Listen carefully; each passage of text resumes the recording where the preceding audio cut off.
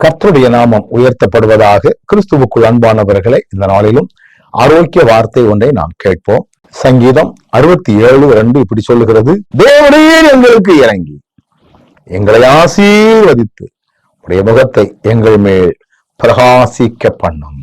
ஒரு அருமையான ஒரு சங்கீதம் அது, ஒரு அருமையான ஒரு வார்த்தையும் இது. தேவனே எங்களுக்கு இறங்கி. இதுதான் ஒரு மனிதன் இன்னொரு மனிதனுக்கு இரக்கம் பாராட்டினாலே நிறைய காரியம் நடக்குது.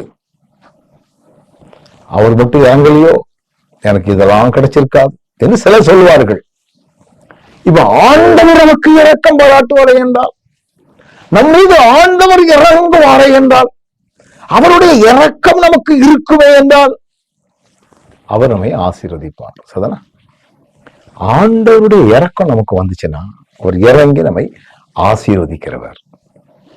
உலகம் நம்மை ஆசீர்வதிப்பதற்கும் உலகத்தினுடைய ஆசீர்வாதங்களுக்கும் ஆண்டவர் நம்மை ஆசீர்வதிப்பதற்கும் பெருத்த வித்தியாசம் இருக்கிறது.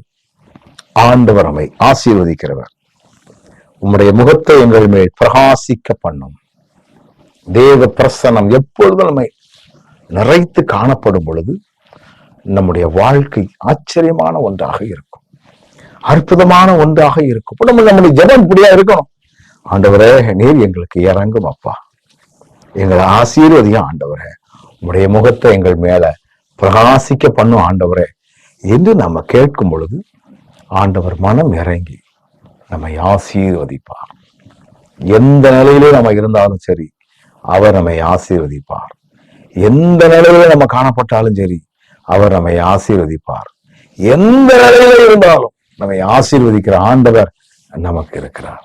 அதனா நம்ம கண்களை மூடி ஜெபம் செய்வோமா? ஆண்டவரே, நீர் எங்களுக்கு இறங்கும் அப்பா, எங்களை ஆசீர்வதியும் ஆண்டவரே, உடைய முகத்தை எங்கள் மேல பிரகாசிக்க பண்ணும். இப்படி செய்யும்போது வரக்கூடிய சகலவற்றை நாங்கள் சுதந்திரிப்பதற்கு அது ஏதுவாக காணப்படுமே. அப்படி செய்வதற்குரிய பலனை தந்து எங்களை வழி நடத்தும். இயேசுவின் நாமத்தில் ஜெபிக்கிறோம் நல்ல பிதாவே, ஆமென்.